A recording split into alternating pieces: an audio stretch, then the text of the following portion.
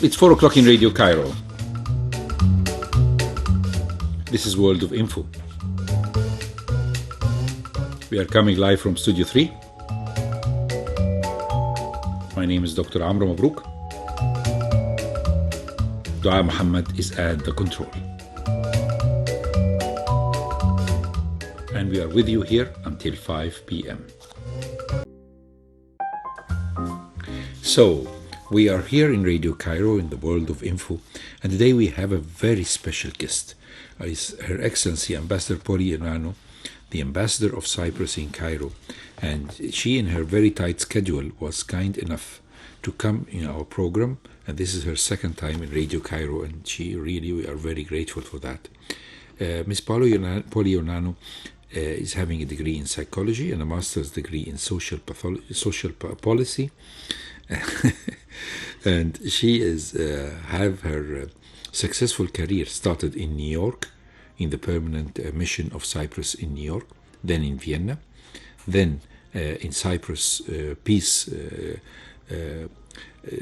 trials for peace in between both sections of Cyprus, then working also again in the permanent mission in New York as the DCM, and now she is here in Egypt as the ambassador, and a very successful ambassador in Cyprus who has seen a lot of improvement in the Egyptian Cypriot relations, which I think is coming to a very high level of friendship and fraternal relations. Excellency Ambassador Bولي Ioannou, thank you very much for coming on a program. We really appreciate your time. Thank you. It's great to be back on the show, Dr. Amr. And we have here our direct line number is 257-89407, and we start right away talking about Cyprus. Cyprus is a very dear country to myself. I have visited Cyprus 3 times in different years, and every time I go there, I really enjoy my stay because Cyprus have a lot of friendly people, and you can feel a lot of people would always say relate to Egypt, which is only 1 hour away from Cairo by aeroplane, even more near than Aswan is, right? So you can see a lot of Cypriots who have a relation with Egypt, whether their families live there or themselves live there, and every Cypriot citizen definitely has somebody related to him who lived for some time in Egypt, which makes them a very special relation and connection. Cyprus officially is the Republic of Cyprus, is an island state located in the eastern Mediterranean. It is the 3rd largest and the 3rd most populous island in the Mediterranean. It's geographically in the Western Asia, but its cultural ties and geopolitically are overwhelmingly European. That's a very complicated geography, don't you think?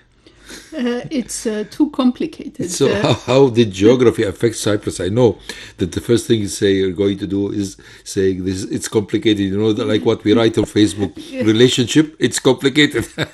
Well, you know, everything is complicated, and in this case, our geographical position has been both a blessing and a curse, but you know what people say, location, location, location. Yes, and that's what de Gaulle said. I mean, location. De Gaulle always said to understand the world, you have to have a map in your hand. Yes, and they're right. You know, geography has defined Cyprus throughout its history. Giving it a rich history, both happy and unhappy one, putting it in the eye of many different conquerors, and giving it a geopolitical value that far exceeds its size. It's situated between 3 continents, Asia, Europe, and Africa, but its civilization now orientation has always been European, quite simply because the Greek factor, right? Greeks settled on the island of Cyprus some 3,500 years ago, and as we all know, Greek civilization is the foundation of European civilization and beyond. But yes, this is what determined our identity a long time ago. So on the 1st of May 2004, Cyprus joined the European Union together with 9 other countries. How much did this development affect the country? This year we're celebrating, as you said, 20 years since the accession of Cyprus to the European Union, and for us this has been a milestone as important as the independence of the country itself. First of all, the process of accession to the EU began to affect us long before we actually joined, because there is a lot of serious preparatory work that has to happen before a country joins. The standards in each prospective member state have to conform to European standards. EU legislation has to be transposed to domestic legislation. There's rules and regulations concerning every political, economic, technical aspect of a country's functioning, and all of this has to happen before a country joins the EU. So this process helped Cyprus accelerate its reforms, if you like, before joining. But of course, for us, the primary reasons for wanting to join the EU were always, as we said, Cyprus has always been an integral part of Europe, without, of course, this affecting the fact that Cyprus is also a country of the broader Middle East region. We wanted to join in order to belong to a community that shares our values and our historical identity. This was a natural choice for us, if you like. And secondly, because Cyprus has always suffered from a security deficit, it was, and not least today with the situation of foreign occupation that Cyprus is in, for us the EU has always been a source of security, and this was the main guiding factor for us, if you like, to join. So it was very strange that Cyprus joined the EU as a whole, although the EU legalization is suspended in the areas where the Cyprus government does not exercise effective control. And of course, we're talking about the northern part of Cyprus, which is declared as the Turkish Republic of Cyprus, and which no country in the world has accepted or has identified it. How much has joining the EU affected the Cyprus problem? Well, as I said, joining the EU was for us always about security. From our independence, we chose not to join any military alliances, and we were an active member of the non-aligned movement until 2004, actually, when we joined the EU and we had to withdraw.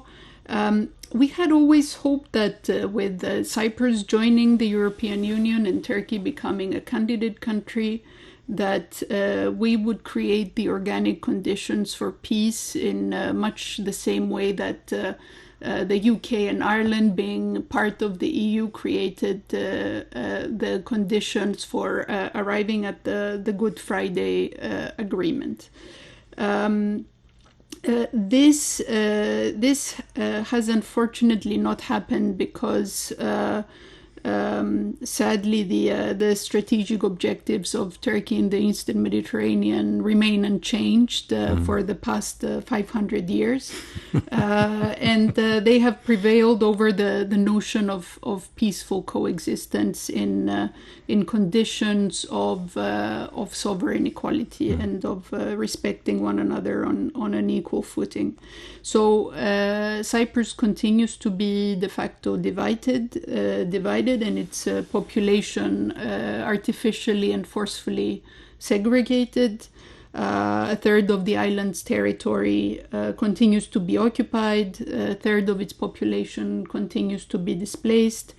And we have had no redress for the act of aggression against Cyprus in 1974 or the host of crimes committed as a result of this act. And of course, yes, as you say, a secessionist entity was self-declared in violation of international law in the occupied part, which is nobody recognizes and which has been condemned by the international community because it is the fruit of aggression. So the two main communities of Cyprus held unification talks in 2013, but this ended without settlement in 2017. And this question is very special to you because you were involved during your work and tenure in Cyprus, in Nicosia, as a part of the team, of the Cypriot team, trying to find a solution for reunification. So we have to ask the $1 million question. Is there hope to relaunch these talks again? I mean, there has been reunification between the two parts of Germany. Is there a possibility that Cyprus will be reunited again? Mm-hmm. Well, I mean, it's good that you mentioned the example of Germany, because one of the most important factors allowing that reunification was actually the withdrawal of external interference that allowed the two Germanys to come together. And of course, it's the analogy between Cyprus and Germany is not there in terms of the conflict. We're just talking about the reunification itself. And I think it's very much the case of Cyprus as well, that if we have no external interference and the Cypriots are left in peace to live alone without having to worry about the strategic interests of external actors, then we very much can reunify the island, because it makes zero sense for this country to be divided. This year marks 50 years since the invasion of Turkey, of Cyprus by Turkey, and in this space of time we've had a lot of efforts to settle the problem. Reunification in the shape of a federal state as opposed to a unitary state, which Cyprus has been so far, is the agreed basis for a settlement, and the peace process happens under the auspices of the United Nations and the good offices mission of the Secretary General of the UN, which has been active in Cyprus for many decades. So this process has two levels. On the one level, the two communities are discussing internal aspects of the problem and the reorganization of the state from a unitary state to a federation, issues of power sharing, of how the state will function, and the different aspects of governance, but also issues relating to the conflict, such as territorial readjustments and the property issue, because a lot of as I said, a huge number of people were displaced and dispossessed of their property. So we have, on the one hand, their right to return, and on the other hand, their right to the properties that they left behind. And then there is another level which involves external actors, particularly as regards the security arrangements that we will have in Cyprus after the settlement. One of the very high prices that Cyprus paid in order to become independent is that it had two sovereignty limiting treaties imposed on it. one of which was the Treaty of Guarantee, which imposed a system of external guarantees and is an antiquated relic of that reflected the power balance of external actors in our region at the time when Cyprus emerged. And by this we mean, of course, the British Empire, right? The British, so it was the UK, Greece, and Turkey were the guarantor powers. And of course, this is something that would not be acceptable today, even though the UN clearly stipulated at the time what this treaty meant, and that it was valid provided it was implemented in line with the Charter of the United Nations. Of course, we all know that when it comes to things like this, rules go out the window pretty fast, and then you have conflict situations can erupt very easily, especially when you have unresolved issues. You have a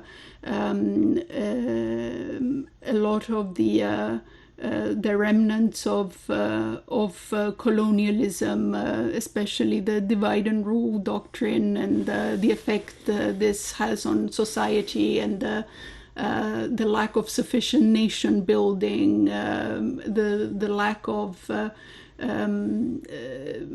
experienced political leadership at a time when a state becomes independent and needs to navigate some very difficult situations. Since you brought that subject, I think this was in the 50s that were start of the of what we can call the national resistance of the occupation under the organization IOCA, and the nominal and actual leadership by Archbishop Macarius, who was definitely a great motivator, a nationalist by heart, and a man who believed in the union between the two people of the two communities of Cyprus. Macarius remains as a head figure in this organization, and unfortunately, as you have just mentioned, that the Treaty of Withdrawal has just allowed also a British base, which is still there, right? More or less, right? Yes, it's one of the prices we paid for independence. You know that in the Treaty of 1954. The withdrawal of the British, we have similarities in that. I'm sure we do. The British, the signature that they signed with President Nasser in 1954 indicated that the British can come anytime they need to. This was in the This was very much the logic of our... And they didn't want to leave until they took them 2 years to evacuate the base in Suez Canal, and to come later in 2 months' time after that, yes. in 1956. So we have a lot of similarities, and that's why there was a great friendship and a great support from Egypt to Cyprus on the leadership basis, whether this is Nasser and Macarius, yes. who were very close on friendly basis, and both of them were members of the non-aligned movement and founders of the non-aligned movement, which you were very kind enough to show that you had to withdraw because you are now a member of the EU, which has, yes. You cannot have two mixed loyalties in the political world or the political science of the world. Mm-hmm. But definitely this is a very hard situation. A country that is divided, people that are unfortunately displaced on both sides. Some Turkish community left to the Greek side. After the invasion, they were forced to go to what is now the occupied areas. Yes, so some Turkish Cypriots remain in the government-controlled areas, but others were forced to leave. And on the opposite direction. Yes. So this gives us a thought that we have to tell our listeners. The nature of the Cypriots is really very hard. The people are survivors. Because anybody who look at this map and listen to you talking about this history would say definitely this is a definition of a losing country or losing a country. and that you will never see progress. But on the contrary, I remember when I visited Cyprus for the first time in 1975 or 70s, yes, I think it was 75, there was a different motive, and people were working very hard. They were doing whatever they can do. They knew how to do a tourist business, and they were doing it in excellence. So tell us how the resilient Cypriots dealt with this. I know this is out of the domain, but definitely we are talking about the resilient spirit of the Cypriots, how they were able to fight this setback and survive. No, I mean, sure, we can say something about that because it was really a great achievement.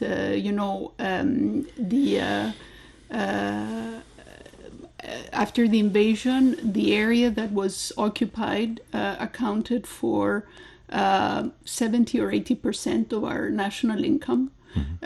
So essentially, the economy was destroyed overnight, and people had to rebuild the country and the economy, which they did with a lot of hard work and sacrifice over the years that followed the invasion. Of course, resilience is something that I think Cypriots have acquired historically, because in order to survive so many different conquerors and to come out with your identity intact, despite all the efforts of each different conqueror to impose their own identity, their own culture, their own language, religion, and to come out of all of that as a survivor, and to have maintained your national identity, that is, and integrity, and integrity and dignity. So this is to go back to what we were discussing about the peace process. Is there hope? Well, hope dies last, and I mean, if maybe it's easy to not see the light at the end of the tunnel in our lifespan, but we know of conquerors that were there for many, many generations, and the country was able to be liberated nonetheless.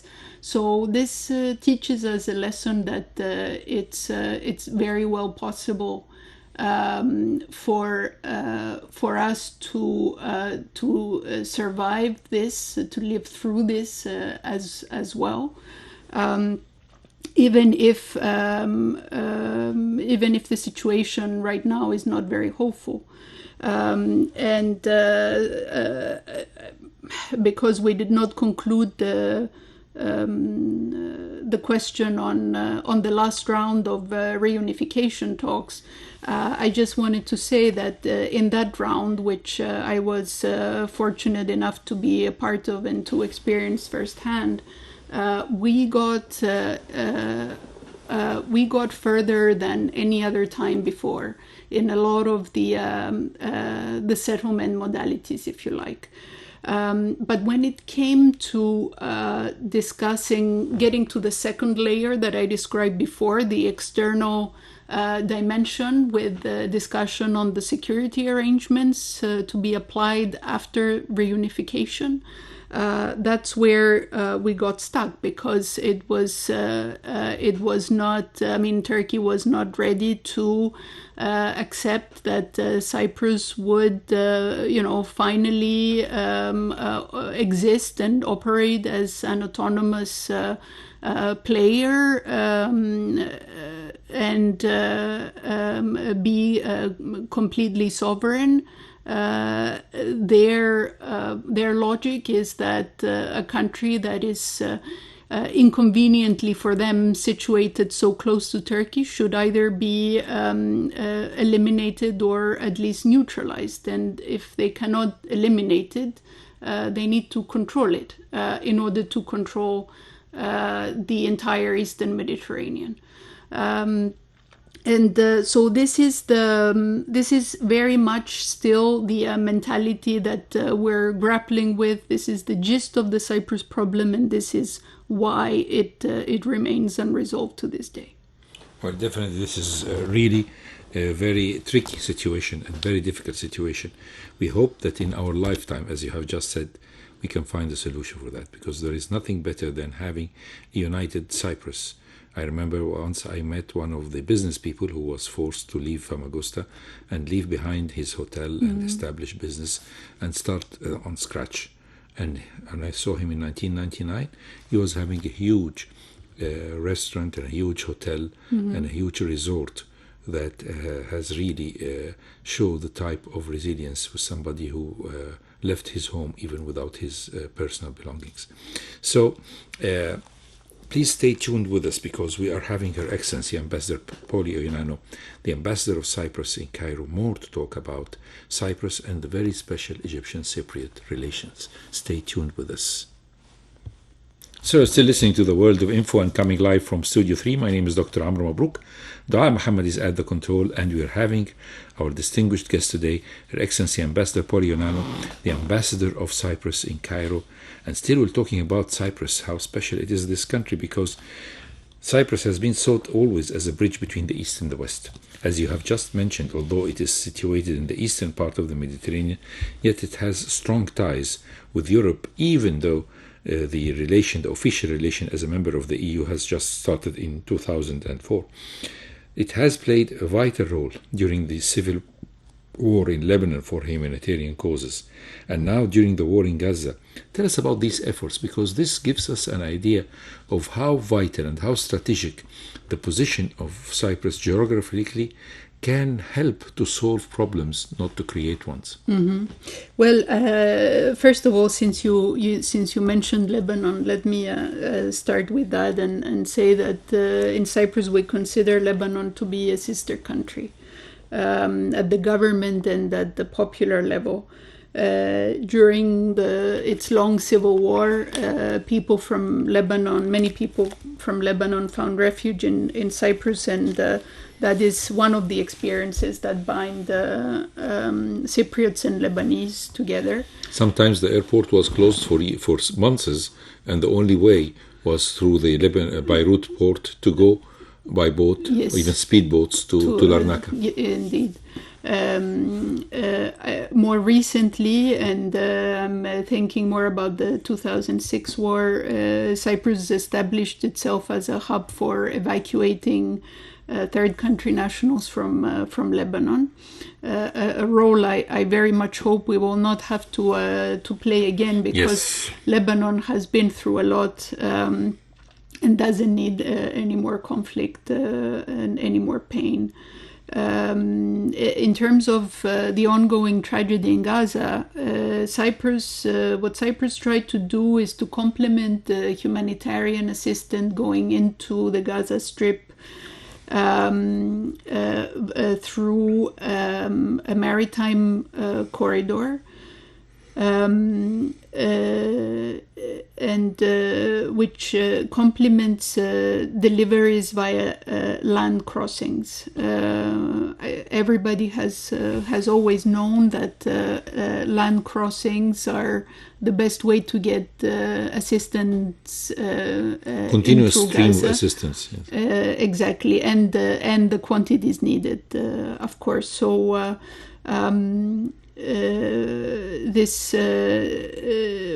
What we did was done in the face of insufficient aid going into Gaza, and despite the Herculean efforts of countries like Egypt through the Rafah crossing, but also Jordan, seeing the increasing desperation of civilians in Gaza, we were seeking for additional routes so we could top up the aid, if you like, that was going through the land crossings. But what we see from the humanitarian situation as it remains in Gaza, it's clear that this requires every available route to be functioning. And it's clear that the Palestinians simply just don't have enough of what they need.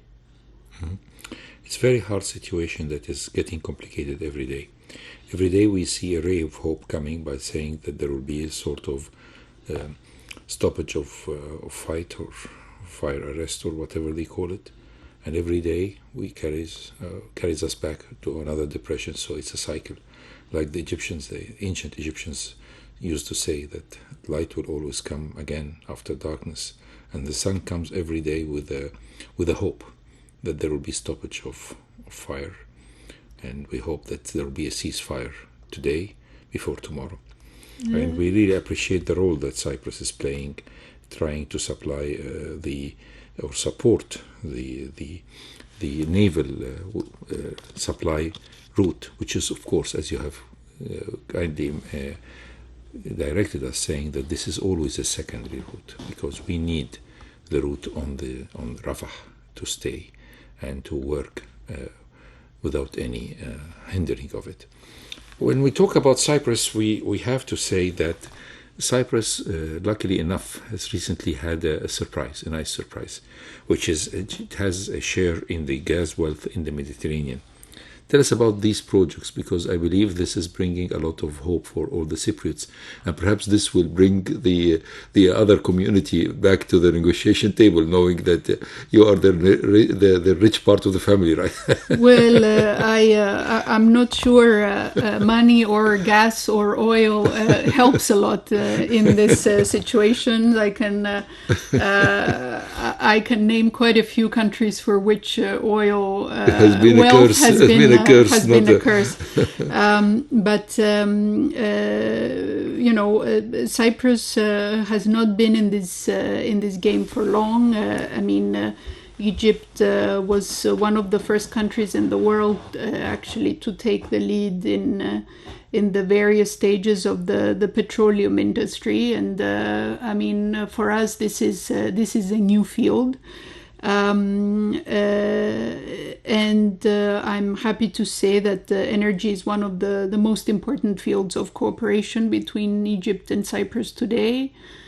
Egypt was the first country with which Cyprus delimited its maritime zone with. And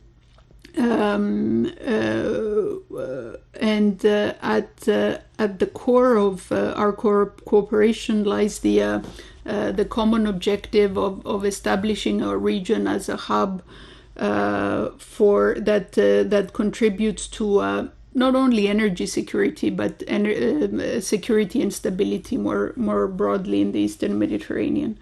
Of course, this cooperation or the pace of the developments, if you like, doesn't only depend on the countries. We need to remember that there's a lot of big companies that on which we rely for very significant investments for this kind of infrastructure. But we have a good understanding between Cyprus and Egypt in order to use the infrastructure that is in Egypt for the liquefaction of natural gas, both for internal consumption and onward export. We very much see eye to eye, both in terms of this bilateral cooperation, but also on the regional aspect. I should remind that Egypt was the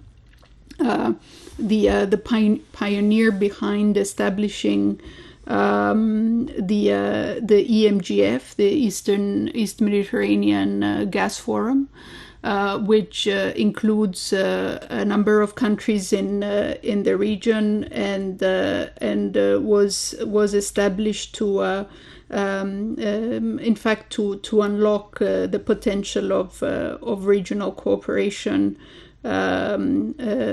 based on a few principles and rules that we all accept. And we're happy to see that the forum is doing well. Cyprus has supported it from the get-go, and we hope that this will contribute to energy cooperation in our particular region. This leaves us with another golden question. The Egyptian-Cypriot relations are getting better by the day. And not only because of the gas forum that has been established, or the common interests that we have with both countries in the Eastern Mediterranean, but tell us about this historical relation. We know the friendly basis of the relation which happened between, or the real chemistry between Nasser and Macarius. But let's talk about the recent times. Our president has visited, and your president has visited regularly. Your foreign service minister is a regular visitor, and so is his Egyptian counterpart. Tell us how the relation has been progressed, and I think it has progressed marvelously during your tenure here, right? Well, it keeps you very, very busy. Always you are saying that you're either in Cairo airport or in Larnaca or whatever. Always doing a lot of work. I wish, thank you very much, Amr, and I wish I could take credit for this, but unfortunately I can't. I mean, I'm very happy to be here and to witness this boom that started before I arrived. Actually, I should say that as far as we know at the moment, the first established relations between the pharaoh and the king of Cyprus go as far as 1364 BC. So quite a long time ago. Yes. I mean, I would say our relations are pretty established by now. Longer than any Catholic marriage, right? And even though that seems to be a long way away, I think this rich historical timeline of our relations it gives it such a depth that you have such solid foundation that despite any ephemeral fluctuations, you have a very strong, very solid basis that means things cannot go wrong.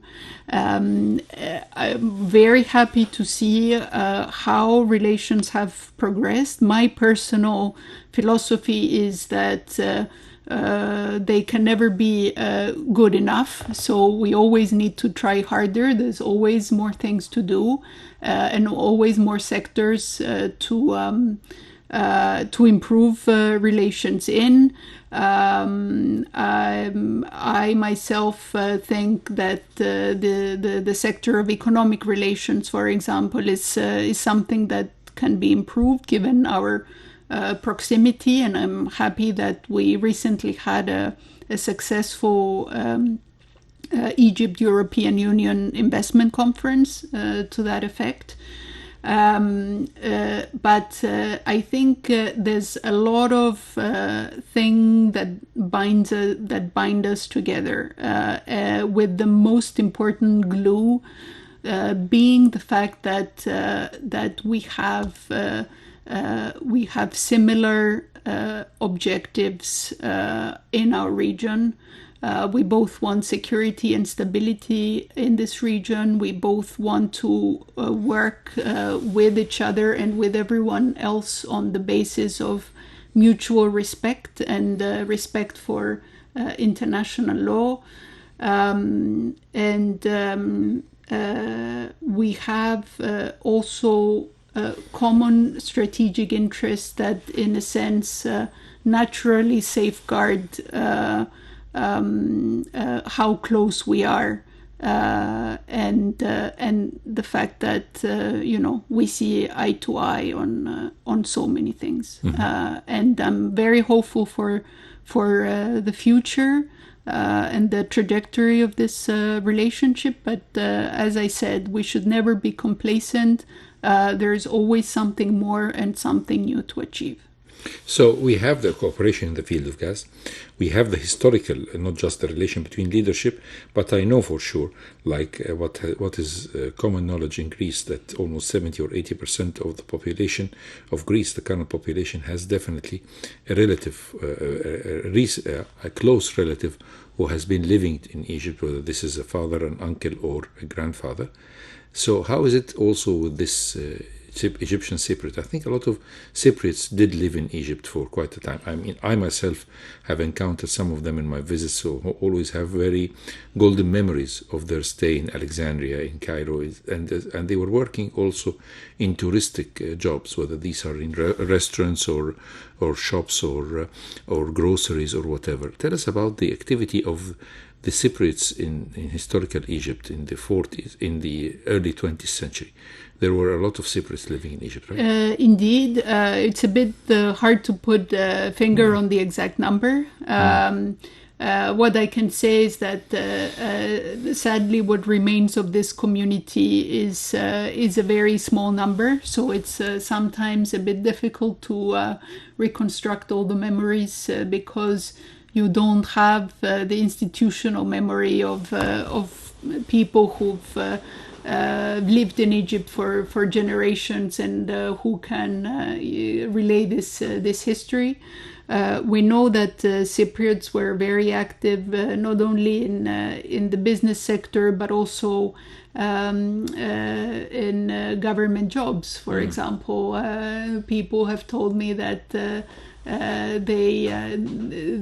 were Cypriots in the police in Egypt, and I think probably when we were both still members of the British Empire, it was perhaps a little easier for Cypriots and Egyptians to mingle, to mingle and to be active in each other's countries. So, I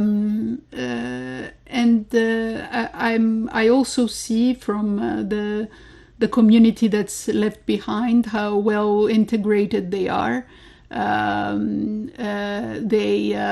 They most of them speak Greek as well as they do Arabic, but I mean, you know, there is no doubt that they are Egyptians of Cypriot origin, and not Cypriots who live in Egypt. Sometimes they were considered part of the Greek community because of the language, right? So when you say the Greeks in Egypt, some of them were just under the umbrella of Greeks, while originally they were Cypriots. Do you think so? Actually, or they had their own. We have a very old fraternity of for Cypriots that was created even before the Greek fraternity. So.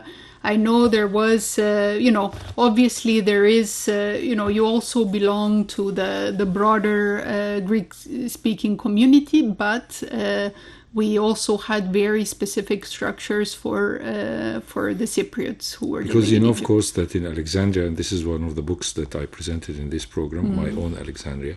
It was about an Egyptian Greek lady who lived because her father came under the after being invited by his uncle to come to Egypt. His uncle came to Egypt in the 1880s, and her father came in the 1820s, in the 1920s, I mean, and there was a school, a Greek school, there was Greek orphanage, there was a Greek hospital, and there's a Greek hospital in Cairo up till now that is functioning, and that, in Alexandria, and the Greek hospital in Alexandria, and a lot of Greek cemeteries that you can see in Alexandria near Sporting. I think you have visited that as well. And the schools are still functioning as well. And there is the Greek club. So the Cypriots were hanging around also in these services, right, more or less, because they are having the same religion, the Greek Orthodox Church. So they were part of this strong 500,000 Greeks who were definitely at least 50 or 100,000 Cypriots. Don't you think so? It's true. Sometimes it becomes a bit more difficult to distinguish when there is a broader community and it's bigger. And indeed, the number of language and the Greek religion community was huge. So and it becomes very easy to become subsumed a little bit in that. But what is this may not have had too much impact on a day-to-day basis, but on the institutional level, we find as far back as the 1880s the creation of a specific association of Cypriot Egyptians in Alexandria. So tell us about the industry. I know in Cyprus there is the tourist industry is very wide, and of course other industries, including the Mediterranean style, for example, olive oil and things like that. What is one of the most important products in Cyprus, and how far is the economic cooperation in the field between Egypt and Greece and Cyprus? Well, I mean, Cyprus by now is heavily a service-based economy, so you do have a lot of traditional products, but it has shifted entirely from being an agrarian economy a few decades back to being a service-based economy. So, and there are, I mean, our relations when it comes to trade do involve some specific products, if you like. But I wouldn't say this trade is significant. We do have investments on both sides, and in what type of investments?